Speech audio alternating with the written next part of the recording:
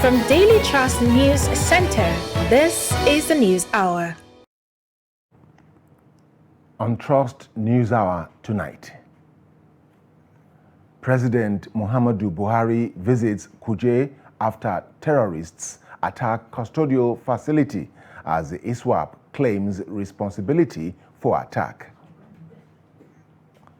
Mourners pay tribute as OPEC Secretary General Barkindo is laid to rest in Yola. Huge relief as Saudi Arabia approves extension of landing permits for Nigerian pilgrims. On the foreign scene, South Africa holds state funeral for 21 club victims. Hello and welcome to News Hour on Trust TV. I am Ainde Shuaga. Authorities of the Kuje Custodial Center say no fewer than 879 inmates escaped when the center came under attack on Tuesday night. Of this number, the center says it has rearrested at least 443, while a personnel of the Nigerian Security and Civil Defense Corps attached to the custodial center was killed and 3 personnel of the service seriously injured. Musa Luka was at the custodial center and reports ISWAP has claimed responsibility for the attack. This is the Kuje prison where the event or the infiltration happened yesterday night at about 10 to 10:30 p.m. in the evening, as it has been confirmed by the Minister of Defense. Burned vehicles, especially burned buildings, and generally quiet atmosphere welcome visitors to the center. It came under heavy shelling on Tuesday night when terrorists broke into the custodial center using explosive devices through the main entrance and defense of the facility. Presently, 551 inmates are currently in custody, while 443 inmates are still at large. Government functionaries have been visiting the facility to ascertain the extent of damage with a view of restoring and equipping it to forestall future occurrence. Among the functionaries is the Minister of Defense, Bashir Magashi, who had earlier confirmed the attack. I think we are trying to see what we can do to ensure that all the escapees are brought back to the prison yard. And I think the prison is accommodating about 994 inmates and SKP about, we have about 600 already inside now. Following shortly was the Permanent Secretary, Ministry of Interior, Shuaibu Belgore, and the FCT Minister, Musa Bello, accompanied by the Goma of Kuje, Al-Haji Haruna Tanko Jibrin. At least we have retrieved about 300 out of about 600 that got out of the prison cells. And the retrieval is going on. We received reports that there are still about 50, 60 that have been intercepted somewhere just a little outside town here. The gallant officers that tried their best, and also to sympathize over the death of a very fine, gallant officer from the Nigerian Civil Defense Authority who was gunned down by the criminals.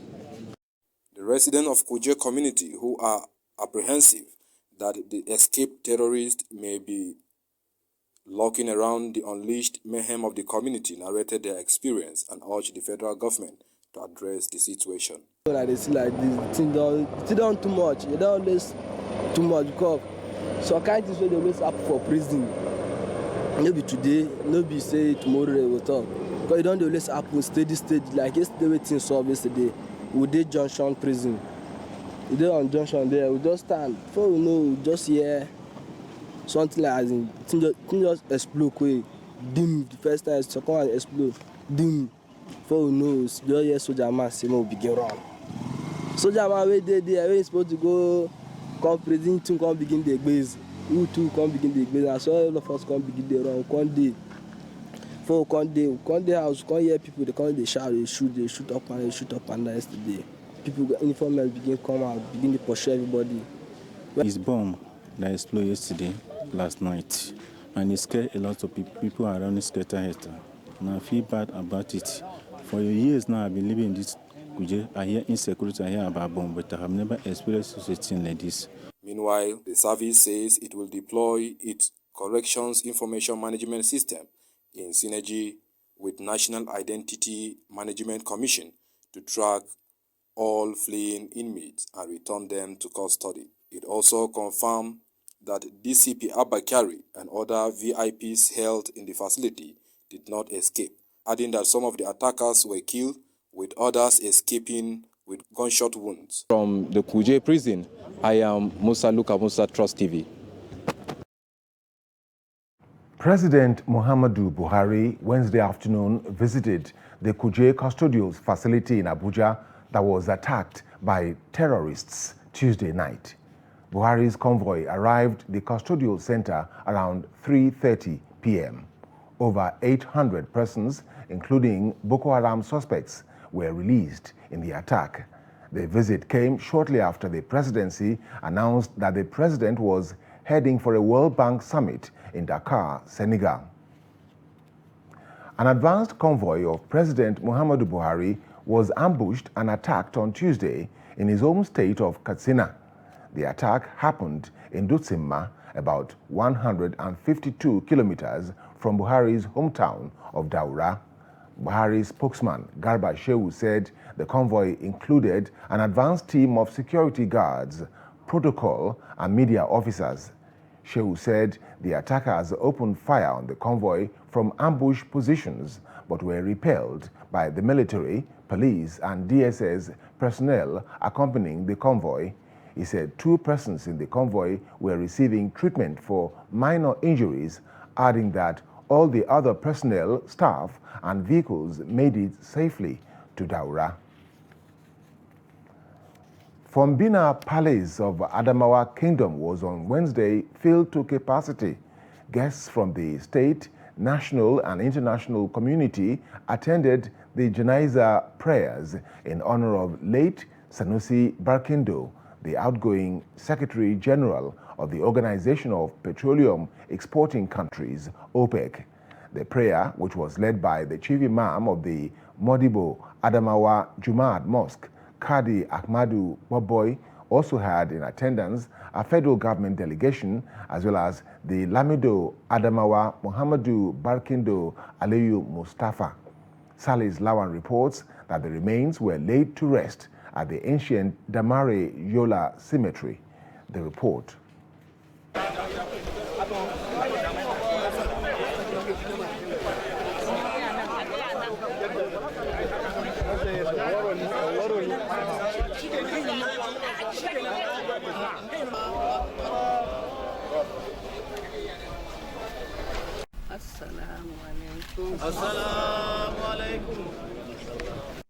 The former OPEC General Secretary Mohammed Sanusi Barkindo died on Tuesday, the 5th of July 2022. Barkindo died at about 11 p.m. at the age of 63.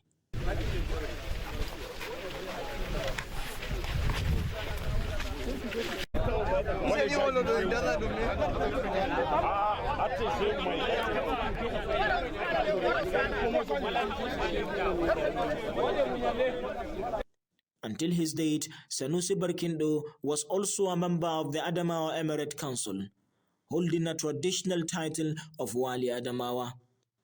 Some of his fellow kingsmen were handy to pay their last respect. It's very sad, very devastating. We've lost a brother, friend, a leader of the whole nation, especially from the oil and gas sector. So the death of Wali Adamawa is a great loss to our country, the whole world. Yeah, I feel sad because, but with the total submission to the will of Allah, as a Muslim, we have to believe that all death, all life, sooner or later, is appointed. There were various international, national, and state governments representatives at the funeral prayer. Late Sanusi Barkindo was also the former managing director of the NNPC before he was appointed OPEC Secretary General in 2016. He was the 4th Nigerian to hold that position and the 28th person in the role overall. From Yola, Salis Lawan, Trust TV News. Abuja residents of the late Secretary General, Organization of Petroleum Exporting Countries, OPEC, Sanusi Barkindo, is attracting mourners who were shaken by his sudden death on Tuesday. Friends and relatives describe the former group managing director of NNPC as a detribalized Nigerian who treated all fairly and equally without discrimination. They said Barkindo died at a time the country requires his service to navigate socio-economic turbulence occasioned by drops in oil revenues. It's a pity. Let us pray for his soul to rest in peace. Yeah, to rest in our Lord and rest in peace. Yeah, he's a good man. Oh, the life of the man is so surprising that I saw him yesterday when he come back from the villa. He was sitting with us. Everybody sitting. He was having some visitors that came to him. Later on, we just have this accidentally news about around 11 o'clock that his collapse. He's a very nice man and he's very good to the public, and he works for so long in OPEC and both worldwide in the whole country. He's such a detribalized Nigeria that I've ever seen. You don't care where you come from. Once you are resourceful, anything you want from him, he gives to you without looking back. The death is so painful. In fact, I'm not as I'm talking now, it's hard to believe.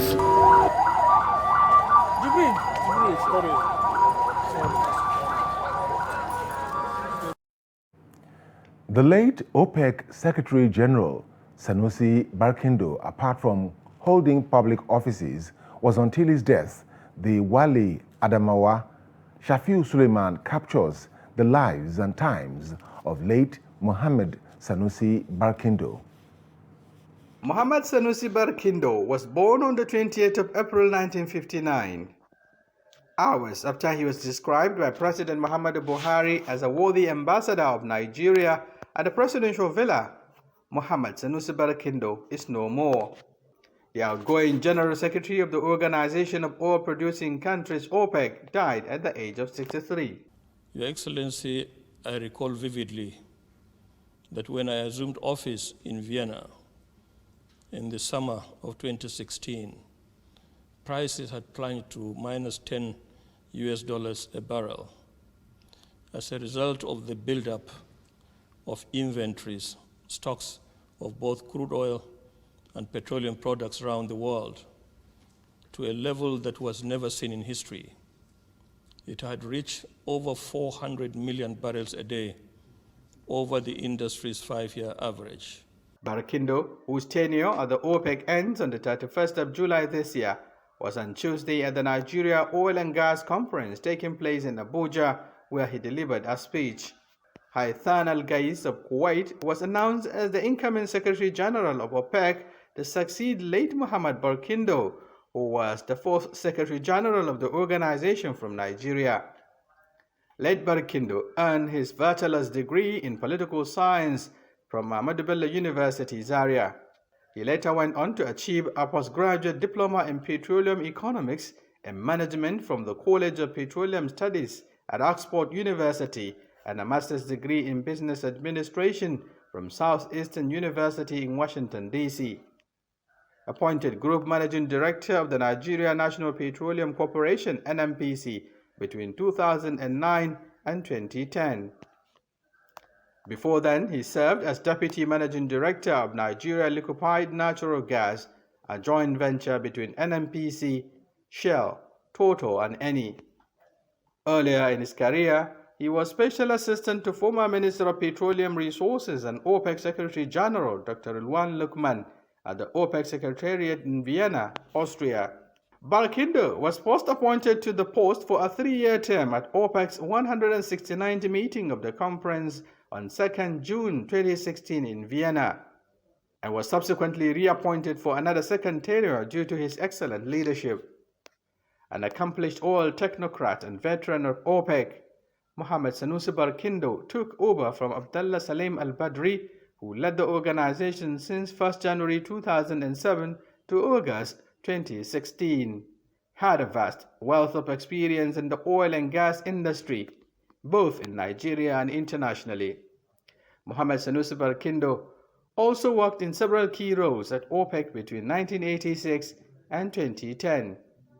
In 1986, he was appointed to Nigeria's delegation to OPEC, and from 1993 to 2008, served as Nigeria's national representative on the organization's Economic Commission Board.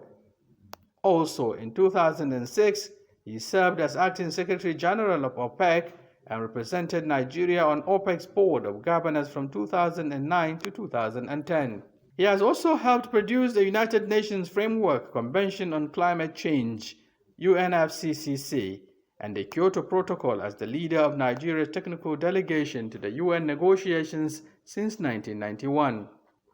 He also served as Vice President of COP15 in 2010, when he chaired the opening session in Copenhagen, attended by more than 100 heads of states and government. He has since been buried in his hometown according to Islamic rites. The remains of the Assistant Commissioner of Police, Aminu Umar, have been laid to rest according to Islamic rites at Dai village in Malumfashi local government area of Katsina State. The Assistant Police Commissioner was ambushed and killed by terrorists at Yauni village in Zaka district of Safana local government area. Abdullahi Yamadi has an update of the situation in Katsina.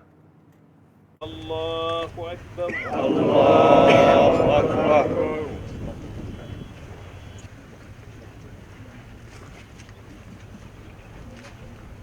About 300 terrorists ambushed the Assistant Commissioner of Police and his team on their way to some farming communities on rescue operation.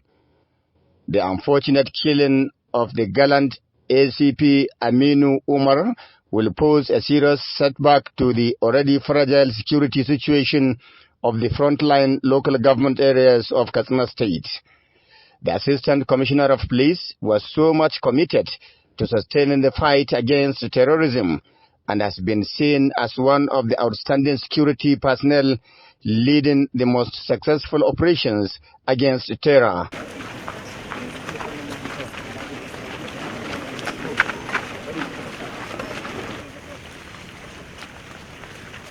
People in the frontline local governments are saying they are now at the mercy of God, as ACP Aminu Umar has been their savior. Dai village and other insecurity-prone local governments have been thrown into mourning following the unfortunate death of the police officer.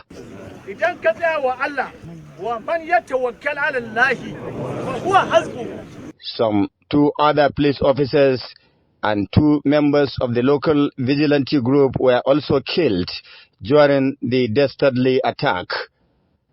Government officials, heads of security agencies and other traditional title holders, as well as civil servants, attended the funeral prayer. Abdullahi Ismail Ahmadi, Crossed Television News, Katsina. Relatives of the Abuja-Kaduna train attack victims on Wednesday staged a peaceful protest in Kaduna, demanding the immediate release of the remaining victims from the hands of their abductors. The protest is sequel to a recent threat by the terrorists that they would start slaughtering the abductees if negotiations for their release fail. The report. What we are saying, free our people. What we are saying, free our people. Despite series of protests by the relatives of the abducted passengers and negotiations, about 50 people are still in captivity. Although a number of the abducted victims were released unharmed, the remaining abducted passengers are in danger following the recent threat by the abductors that they will start slaughtering the abductees should the negotiations fail to yield results. It is for this reason that the relatives and friends of the victims are calling to the government to, as a matter of urgency, secure the release of their relatives. And I'm here to talk about my auntie. She's the only person I have and no one I have. Please, government should help us and release them in Jesus' name. That's not been easy because during this rainy season, for you to be sleeping at home, even in your bed, the weather is too cold. Talk more of people that are in the bush. So you will not sleep. You just wake up and start crying and start praying. The trauma has been something else, honestly. We are still appealing to the government to please do all it can to bring our loved ones to us in no distant time. The prayed government will come up with a tangible and workable solution before it is too late. Today is exactly 100 days since our loved ones were abducted in the ill-fated AK-9 train attack. It was a journey of 2 hours that has turned to 100 harrowing days. We have been appealing to the government and security agencies in the last 100 days to rescue our loved ones. But so far, we have not seen much. We are calling on the government to do the needful. In as much as we are given the opportunity, you understand, to hear our views, we feel it is important. We feel it is imperative for the government to come to the aid of these people and they will hear their demands. Government is talking of everybody going to school. Children no longer attend to school now. Students don't go to school because of fear of being kidnapped or being killed. According to media reports, Ansaru Group said in an audio recording they will start killing the kidnapped passengers in 24 hours if the government failed to seek for their release. No fewer than 9,989 out of 10,000 police recruits on Wednesday passed out from police colleges across the nation, with 11 recruits failing to meet the standards set for the exercise during the training. At the passing out parade, the Inspector General of Police, Baba Alkali, represented by the Deputy Inspector General of Police, Mohammed Dan Malam, urged the newly recruited constables to contribute their quota to the fight against insecurity challenges in the country in a disciplined manner. The report. The new recruit will help the Nigerian police that has been overstretched by insecurity due to inadequate personnel in the country.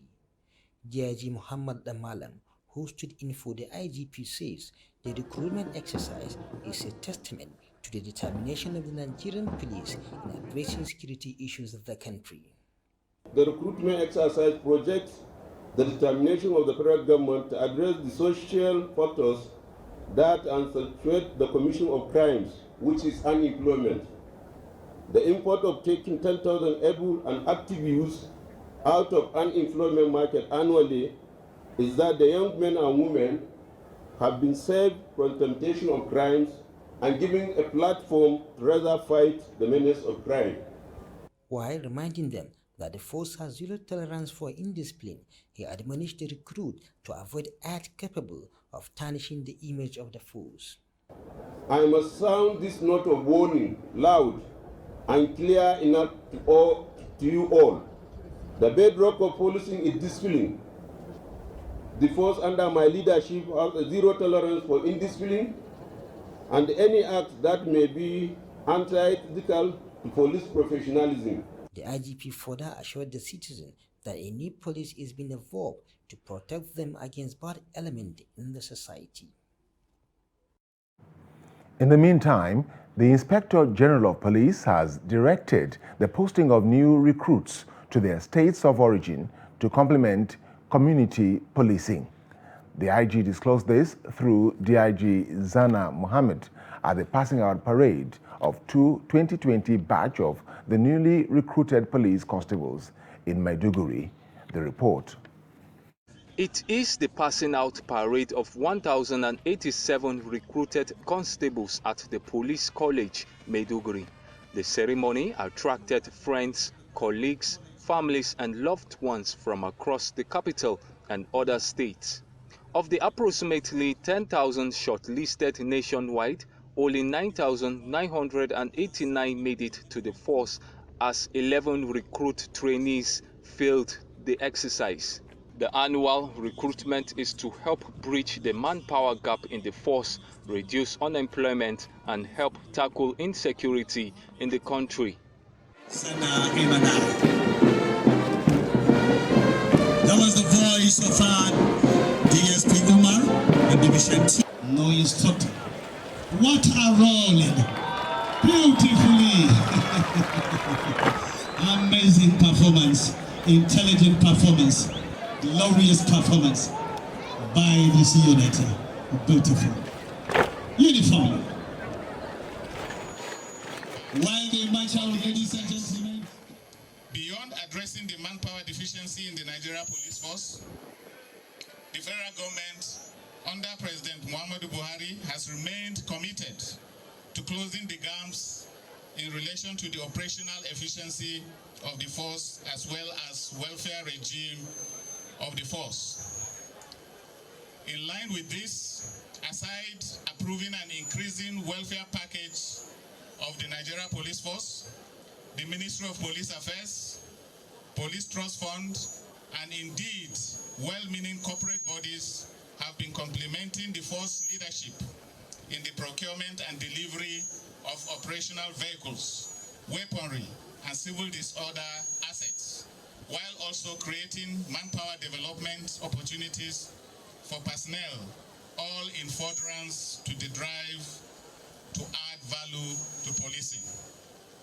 In essence, all of you, the graduating recruit constables, are coming into a reformed police force. Constables who are now passing out, particularly Borno State indigents, please bear in mind, you are ambassadors of this state. You are recruited to defend and protect this country, ensure law and order. Be good ambassadors of this state wherever you may find yourself.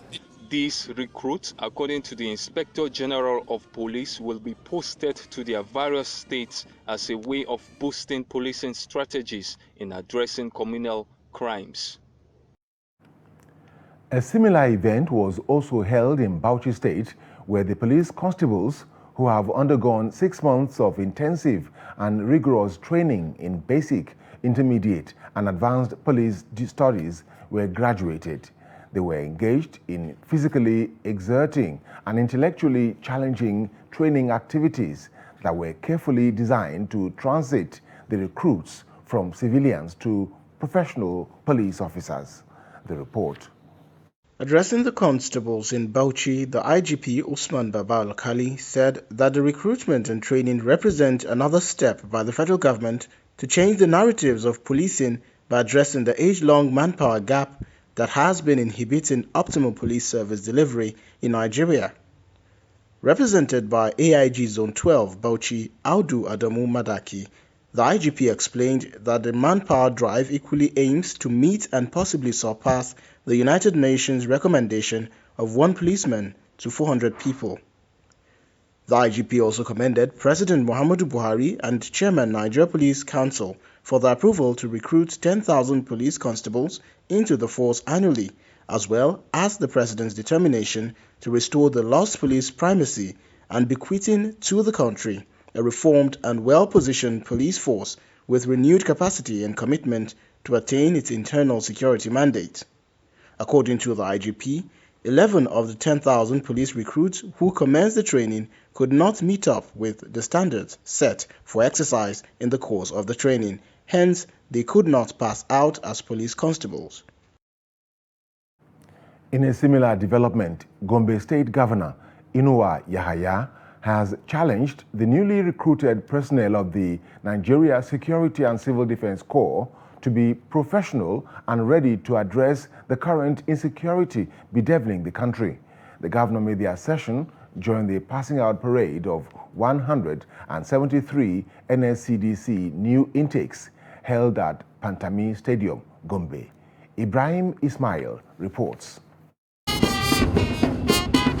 This is a remarkable day for these 173 newly recruited Defense Corps officers full with firmness of purpose, commitment and discipline. Represented by the Deputy Governor, Dr. Manasa Daniel, the Governor urged the new officers to be dedicated to service. You are all aware of the challenges, particularly security challenges, that are now being faced every day on a new basis. We therefore urge you to do all you can do to contribute and attend to this challenge. I wish to call on the entire new intakes that are here to be dedicated, to be honest, to work hard in discharging your duties, and I also enjoin you to cooperate with other security agencies.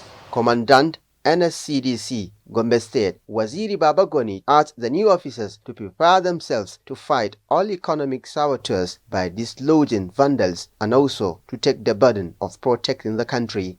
So they must also have humility in handling their issues. They should not wear a uniform and then at the end of the day harass the public. We have trained them vigorously in terms of parade, drill, and then all the other legitimate activities that the government gave us and signed. So they will do their work diligently in humility and service delivery, and then every possible so that they can help the nation, so the nation can progress. The new officers said they are determined to serve their fatherland and to display a high level of professionalism, humility and integrity in their service delivery.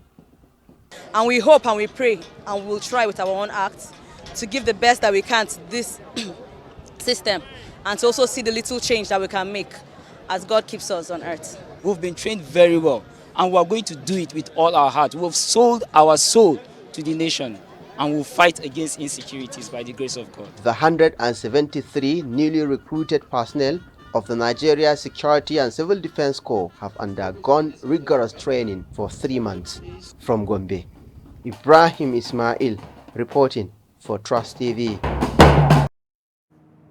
You're watching NewsHour on Trust TV. Coming up after the break, gloomy pictures ahead of Eid al-Kabir. Stay with us. Nigerians, elections are here again. Let us shun violence. Let us play the game according to the rules. Do not be a thug. Say no to violence. Let's rise and defeat violence, crime, and sabotage against the peace of our nation. Nigeria is the only country we have. We must do everything to keep it united. We must avoid any act that promotes hate and disintegration. Say no to separatist movement, terrorism, fake news, hate speech, religious bigotry, and any act that tends to divide us as a nation. Watch out for strange gatherings and suspicious movements. Restrict access to sensitive documents and data, the disclosure of which may damage national security. Educate your staff and family, particularly on measures to safeguard information and report security breaches. Apply relevant legal security guidelines to protect yourself and your neighbors.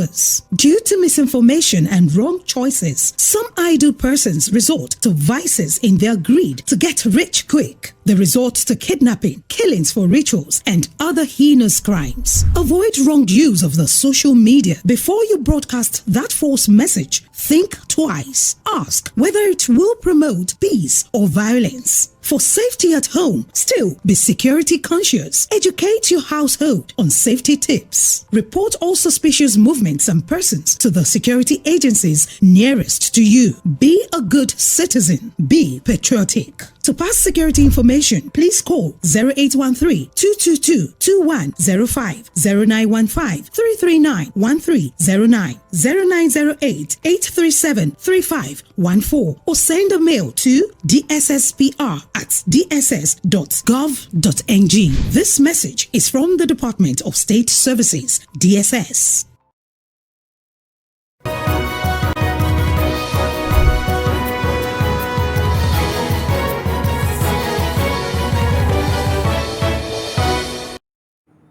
Welcome back. If you're just joining us, this is NewsHour on Trust TV. A look at our top stories. President Muhammadu Buhari visits Kuje after terrorists attack custodial facility.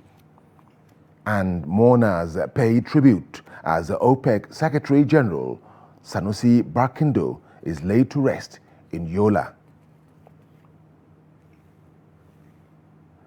General Authority on Civil Aviation has extended flights to airlift pilgrims into the Kingdom of Saudi Arabia till July 7.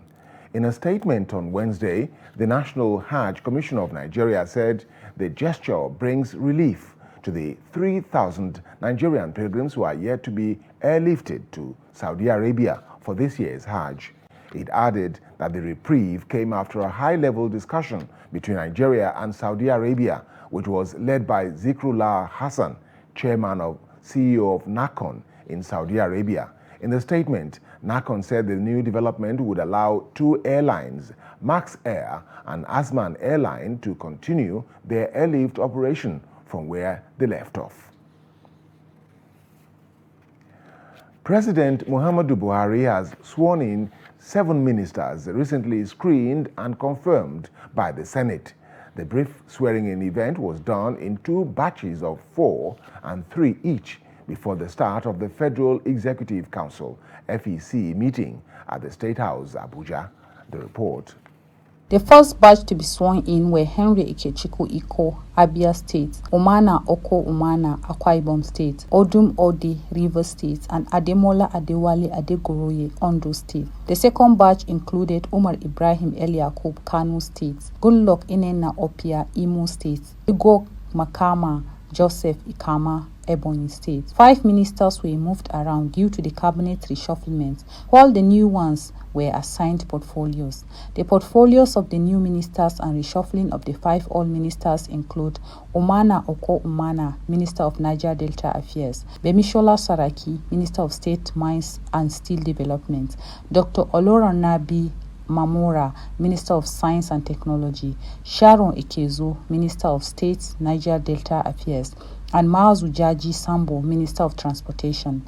Others were Umar Ibrahim Eliakub, Minister of State Works and Housing, Goodluck Inenna Opia, Minister of State for Education, Igor Makama Joseph Ikama, Minister of State Health, Iko Henry Ikechukwu, Minister of State Science and Technology, Odum Ode, Minister of State Environment, and Ademola Adewale Adegoroye, Minister of State for Transportation. Before the swearing-in, a minute silence was observed in honor of Mohammed Barkindo, the 4th Secretary General of the Organization of Petroleum Exporting Countries, OPEC, who died on Tuesday night at the age of 63.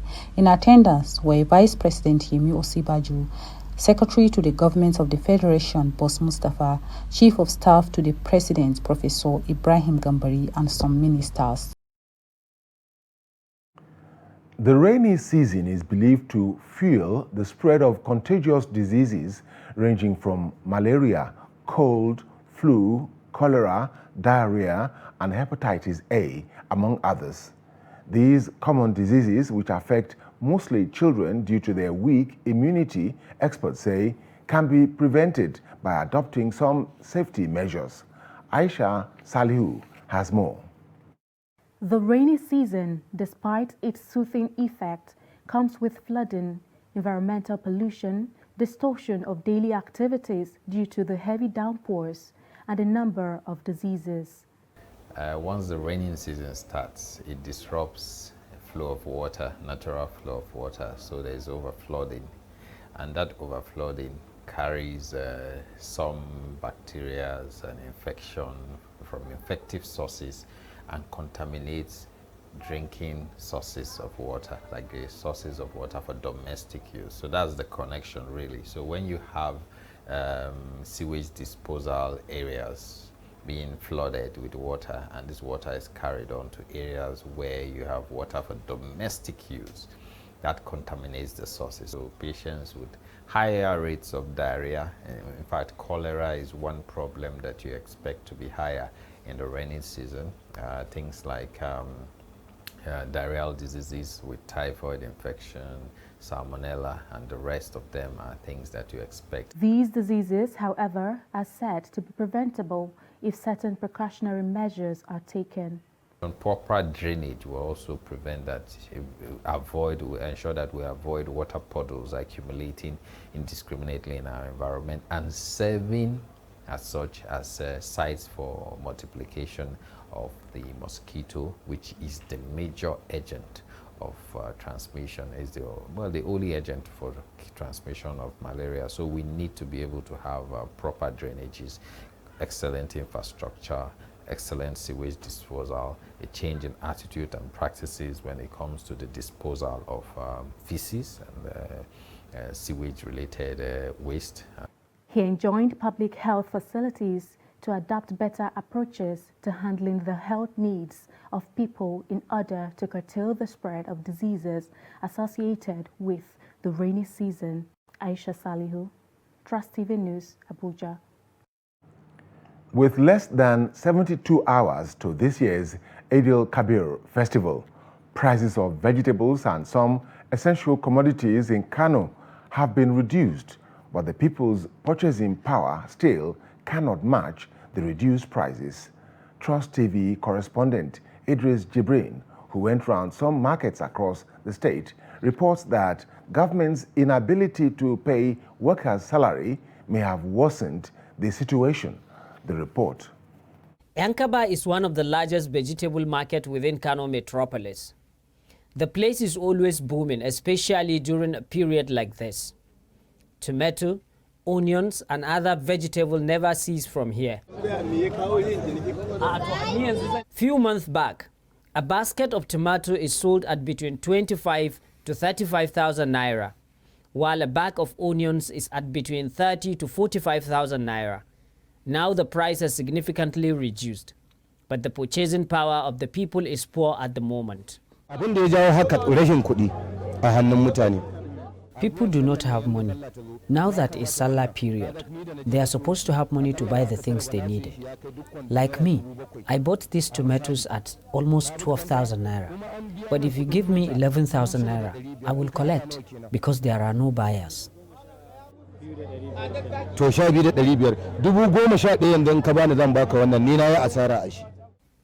Back at the popular Kantinkwari textile market, things are somehow dry. Although women have taken over shopping here, but they say clothes are very expensive this year. Everything is expensive. I came to buy veil and shoe, but I can no longer afford it. It's too expensive. I have to go back with my money because everything is expensive. According to some Kano residents, state government inability to pay workers' salary is largely responsible for the poor purchasing power of the people. There is no money. Traders among us cannot sell since we don't have money to buy. I think government need to make things easier for people.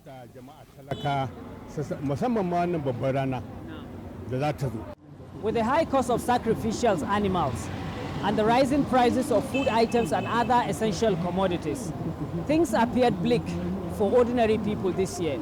And there are even concerns that these things could get worse in the next coming days unless something is done to ease the suffering of the poor masses.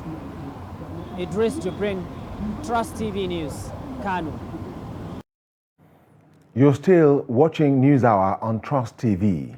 More stories after the break. Every patriotic Nigerian should hear this. Any politician who means well for the people will never allow themselves or their supporters to engage in any violent, destructive activities. No politician who truly wants to serve the people and develop the nation will encourage his followers to destroy properties or take human lives before, during, or after the elections. The Nigerian public must watch out for these traits and isolate any politician who encourages supporters to engage in violence. No genuine politician or patriot will cause trouble and seek to destroy the very society which they aspire to lead or develop. Politicians who have the good of the people at heart will not allow themselves or their followers to engage in violence, destruction of properties, and then taking of lives. Be vigilant. By their words you shall know them. Shun violence. Stay away from politicians who want you to do so. Let's join hands to make the 2023 elections peaceful. This message is from the National Orientation Agency, NOAA.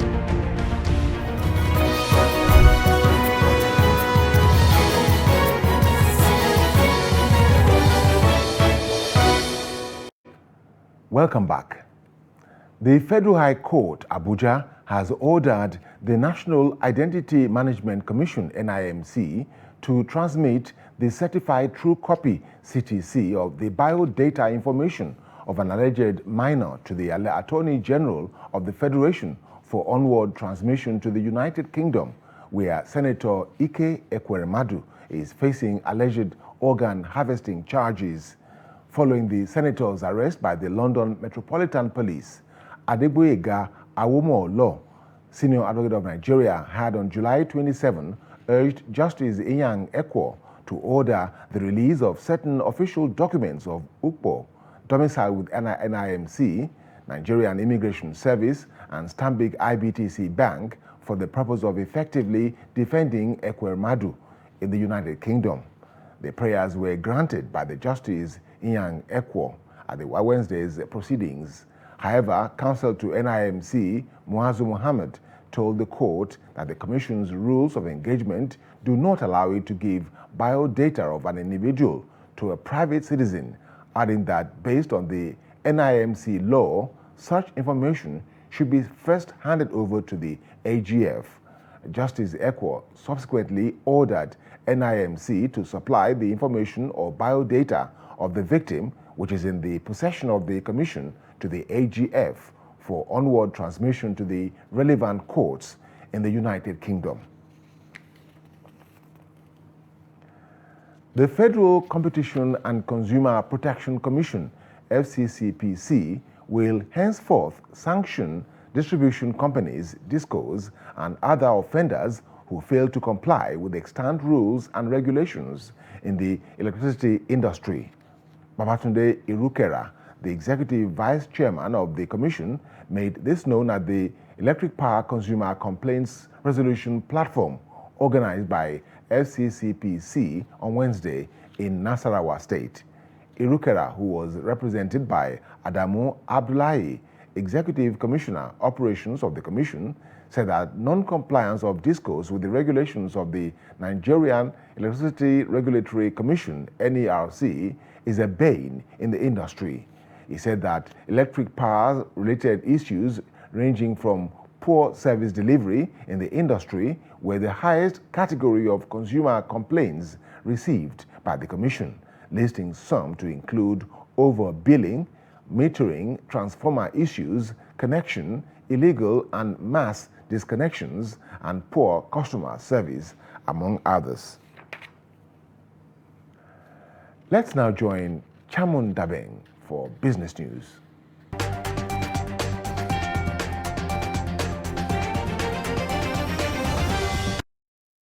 The federal government has announced that negotiations have started between Fidelity Bank plc and the DISCOs in charge of distributing energy in Benin, Kano and Kaduna. This was disclosed by the Director General of the Bureau of Public Enterprises BPE, Alex Oko, and the head of the Nigerian Electricity Regulatory Commission NERC, Sanusi Garba. They claimed that the action was made in reaction to the DISCOs collateralized shares being activated by Fidelity Bank and African Export-Import Bank, Afrexim Bank. The regulators also disclosed the restructuring of Ibadan Electricity Distribution Company, IBEDC, and Port Harcourt Electricity Distribution Company, PHEDC. A website that solicits farmers to register and apply for a 100,000 naira reward has been denounced by the All Farmers Association of Nigeria, AFAN, in a statement issued by the Director of Administration for AFAN, Chinedu Agbaji. The organization stated that it does not provide grants of 100,000 naira to farmers and cautioned them to be aware of con artists. Additionally, the message gave AFAN members comfort by assuring them that the group is actively working to improve farmer welfare through strategic business alliances. Minister of Communications and Digital Economy Issa Ali Pantami has informed key industry participants and Nigerians that the federal government has pledged to create and implement legislation that will hasten the efficient use of blockchain technology for the growth of Nigeria's digital economy. The statement was made during a keynote speech on the use of blockchain technology for intellectual property enforcement. Pantami, who was represented by Salihu Abdul Karim Arsh of the National Center for Artificial Intelligence and Robotics NCAIR, made a reference to how appropriate and timely the event's theme, blockchain for IP enforcement more than crypto and NFTs, is, especially at a time when cryptocurrency is currently making news for financial losses. According to Pantami, the Federal Ministry of Communications and Digital Economy and its parastatals will not be left behind. He further noted that governments and businesses around the world are understanding the powerful utility of blockchain. That's all for business news. I am Chamun Dabeng.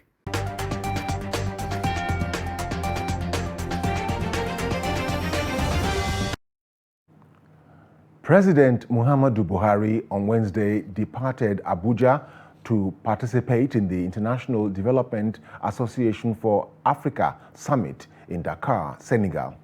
The president is accompanied on the trip by the Ministers of Foreign Affairs, Jeffrey Onyema, Finance, Budget and National Planning, Zainab Ahmed, as well as Industry, Trade and Investment, Adeniyi Adebayo. The Senior Special Assistant to the President on Media and Publicity, Garba Shehu, in a statement issued on Wednesday, said IDA is an institution of the World Bank Group, deepening its support to drive a resilient recovery for countries hit by the global crisis of climate and COVID-19. On the foreign scene, South African President Cyril Ramaphosa has called for swift prosecution of anyone culpable in the deaths of 21 young people, mostly underage, at a nightclub in a scenery park, a working-class community in the South African coastal city of East London. Ramaphosa delivered the eulogy at a symbolic state funeral of the victims, whose ages range from 13 to 20 on Wednesday.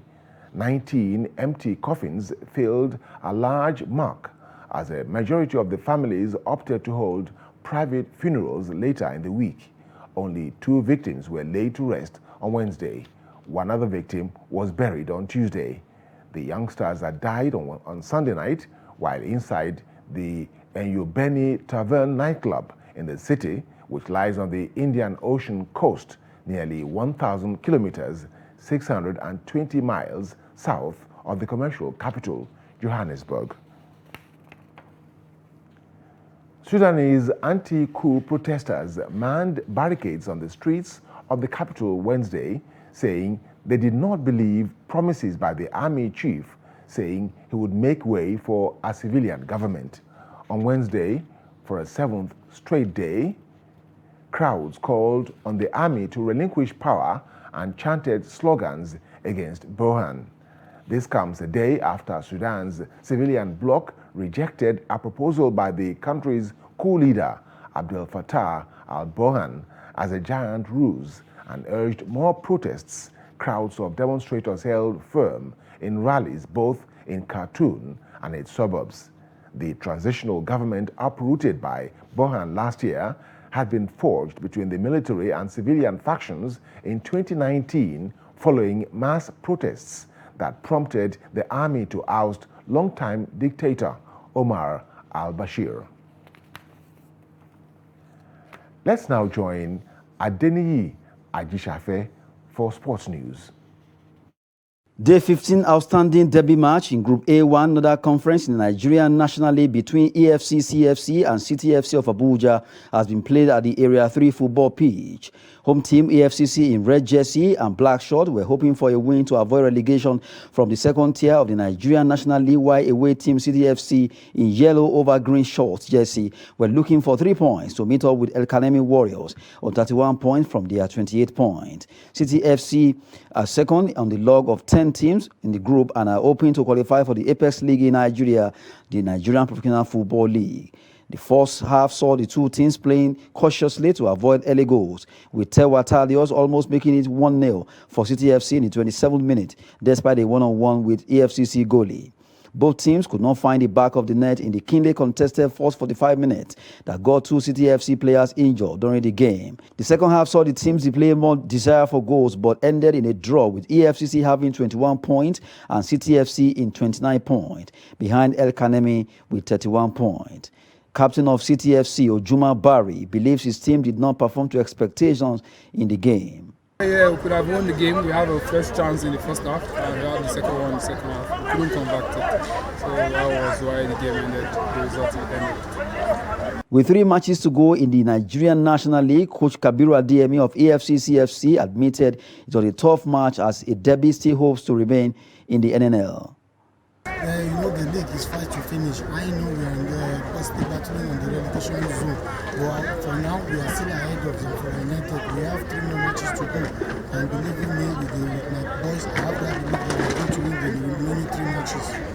The top 4 teams in the 4 groups of the Northern and Southern Conferences will qualify for the Super 4 to determine the winner of 2021-2022 Nigerian National League season. That's Sport News. I am Adeni Ajishafe.